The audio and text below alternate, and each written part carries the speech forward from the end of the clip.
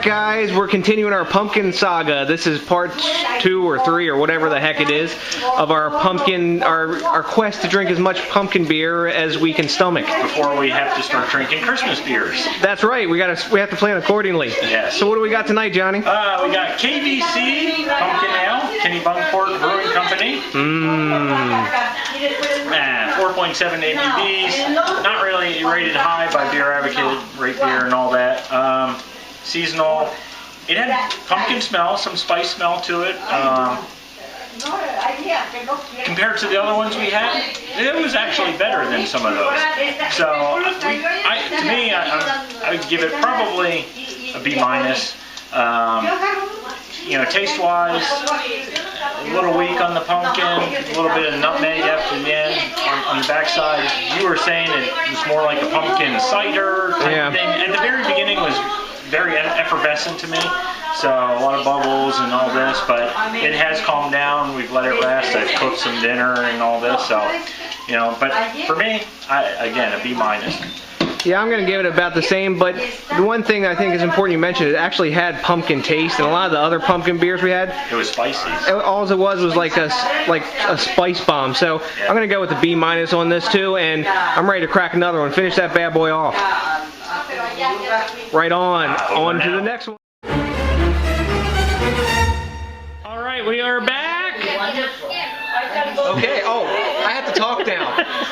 I haven't had enough beer to be that dumb yet. No. Anyways, tonight we have, I gotta actually look to read this one. We have Sobrio Mano, Palate. Exactly. Yes, it's a collab beer between our friends at Maui Brewing and Jolly Pumpkin. I'm not a big Jolly Pumpkin fan. I've had some of theirs at the tastings. I haven't really reviewed it. Wrong one. Yeah. That's St. Nick, I think. Yes. We're still getting Christmas beer party flashbacks, dude. Yes. I wonder why. That was scary drunk. Anyway, Altered Beast. But anyways, and then Maui Brewing, which, as you know, both Johnny and I really like. This beer is a specialty beer, they classify it as. It's a fruit beer. Let me see. They're saying it's American Red Amber Ale fruit beer. What the hell is that? I don't know. It's 6% alcohol by volume. I couldn't. Oh yeah, and 28 IBU. So, what do we think of this beer? It's a really weird beer, and I don't think it knows what it wants to be. In the nose, you're getting like some like passion fruit a little bit. I got a lot of cherries up front because they use that in the mix here, the cherries and passion fruit. And it had a weird funkiness to it, like you're using a Saison yeast. And then a lot of that followed in the taste, but you had this maltiness in there, and it's like all the taste and everything. It wants to be a tart beer, but it wants to be a fruit and vegetable beer, and a sweet beer, but it's like fighting each other. So because of that, there is a date on the can at least, and it is a canned beer. I'm going to give this one, I think, a B-. And the guys at Rate Beer, they're not even being that nice. They're giving it a 65, and Beer Advocate's giving it a 75, but I think it is a little better than that. But I would have been pissed. I didn't buy this. Luckily, Johnny bought this one. But if we would have bought a 6-pack of this, our beer budget would have been not happy because it was probably like $12 a 6-pack. And there's no way I'd want to drink a 6-pack of this one. I mean, it's all right, but it ain't nothing to write home to Mama about. Yeah, you can take the skeleton on the wakeboard and just keep on sailing off in the Pacific Ocean. So, exactly. Yeah, not too impressive. First sip, and I was like, what am I drinking? I don't know. So I decided to say, yeah, I'll give it a B-, C+. It's just, it doesn't know what it wants to be exactly. And that's why we don't know what we really want to grade it, because it doesn't know what the hell it wants to be. So I've already taken my final chug. Here's the can, guys, and we'll see you on the next review. That's right, guys. Johnny's back, and Johnny's going to go local with the locals we can get. We're going with Devil's Backbone. It's a straight bass pale ale, 5.6, 5.2. No, it's 5.2. Yeah, alcohol by volume. Really nice, nice tropical fruit flavor. Fruit. You should be drinking beers. This is. Right off the top of your nose, really nice floral arrangement to that beer. As far as the taste of it, really nice, smooth flavor off the front, kind of piney on the back end, as a pale ale would be. DJ's thinking somewhere around 35, 40 IBUs. I'm saying maybe somewhere 25, 30 myself. But he's more of the geek than me. I'm just the stunt drunk. So, except for when Christmas and summer parties. Yeah, then he's the geek drunk. Then his Trading Places live. But this is one of their kind of special brewers that they're doing to raise money for the Chesapeake Bay striped bass. I enjoy eating some striped bass. I do like this over their 8-point IPA, which I've had several times. This tastes a lot better. So for me, I'm going to give this probably B+. I'm still on the B side, but I could go up to B+ if I'm swayed a little bit. So I'm gonna give it. I think myself. Rate Beer gives it 81. Beer Advocate doesn't have any grade for it because it was a fairly limited release beer, though somehow 2 of them found their way to Johnny's beer fridge without me knowing. Without him knowing. So luckily I was digging in there to see what he had, rooting around for some brews today.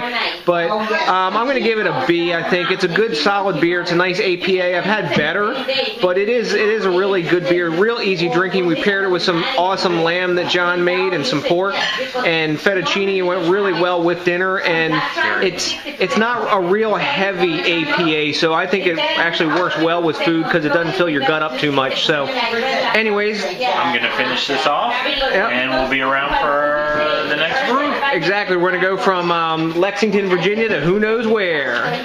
Over. So we are back with pumpkin time again. Yes. And on this time, what are we down with? We're down with the king, baby. We're down with Southern Tier Pumpkin. And out of all the pumpkin beers I've had so far, I haven't been so blessed to have the Schlafly yet. I have. Johnny has, because he was lucky enough to find it in his area. We've got the Pumking, there you go, and these guys are out of Lakewood, New York, US of A. And this is the most pumpkin-y pumpkin beer that I've had. This is as advertised. It's big pumpkin, and to me, the most significant thing is and I think Johnny was mentioning this too, it's like you're slicing into a piece of pumpkin pie at the holidays with whipped cream on top of everything because it's got that creamy mouthfeel to it, and the spices are in control. It's not a freaking nutmeg or cinnamon or allspice bomb dumped into your mouth. And this beer is a gorgeous orange amber color. It looks like pumpkin. When we poured it, it didn't have but maybe a 2-finger head on it. It's got plenty of alcohol legs, but there's no alcohol taste. And for 8.6 ABV, this is just awesome. And I believe it's like 25 IBUs. Yeah, 25 IBUs. Of course, it's a seasonal beer, and to me, this is just an A, straight up. Yeah, I'd eat some apple pie at Thanksgiving with this because I don't eat pumpkin pie. I've got pumpkin beer. It was awesome. I mean, I've had compared to the others, this was definitely king of all the pumpkins. Now, I do have to say the next beer we will review I've had on draft, so different taste. So you bastard. Yeah. So I would definitely go get this. This was top of the line this year in the way of the pumpkin. So for me, I'm gonna give this an A. Definitely an A beer. I give it the A+, but there's no date on the bottom. Not like you need one because you kind of know when it's going to come out. Yep. But that's the only thing that edges it out of A+ category for me. I mean, this is a top-notch beer. It's as high of an A as you can get on my scales of 94 before the A+ level. So guys, have this one. I almost don't want to do a final shove on it, but I'll take one for the team here. Wow. Awesome pumpkin. Is that freaking dessert in a glass, guys? I'll see you at the next one. Peace out. Alright guys, we're back. We've done the Pumking. All hail the king. Now who do we got, Johnny? Schlafly. Schlafly. Pumpkin Ale. Yes. And it reminds me of the day or two before Halloween when I cut my pumpkin, did a little beer glass on one side and wrote beer time on the other pumpkin. Well, when I opened that pumpkin up, That's what I smell. Schlafly Pumpkin Ale. And I mean, it's that raw pumpkin right up front, nose. Wonderful coloration of the beer, really dark compared to the Pumking, which is light orange. This is a dark orange, almost burnt orange, right? Burnt orange, yeah, I would say that. Taste. It's like eating, as DJ put, the pumpkin pie filling without the crust, without the whipped cream. It's that filling part, cooked pumpkin. Definitely top of the line compared to a lot of the other ones that we've had. Let's take a look. Like I said, this is Schlafly Pumpkin Ale from St. Louis Brewing Company. 8.0 and 16 IBUs. It gets 96, 93 VA, ER, whatever. So, it's an A beer for me. Great seasonal beer. I would get it again. Probably won't find it again this year, so I have to wait till next year. But definitely a wonderful beer.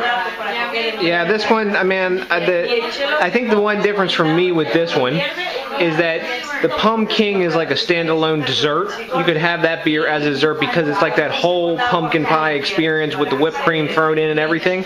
This one you could easily accompany another dessert with, and because the Pumking would kind of like overshadow it and be like Attila the Hun on top of the other dessert. But man, this one, just like the Pumking, the spices are tamed, and you really taste pumpkin. 99.9% of those pumpkin beers just don't taste like pumpkin. It's a bunch of bullshit, and that kind of hacks me off when it says pumpkin beer and it doesn't even taste like it. But this one, man, I tell you, I give it an A2 myself, and both of them are, I think, I'd rate them equally, like equals up there in the gods of pumpkindom. But they're, yes, exactly. But they're like different experiences. One's the whole pie, and the other one's the filling. So it depends what you like. Some folks like icing, and some folks like cake. And New York cheesecake would go well with this. Yep. Definitely.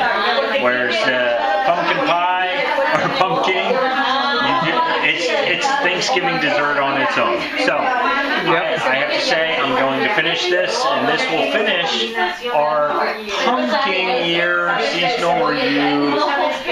Wait till next year, or Christmas time for whatever Christmas beers we try.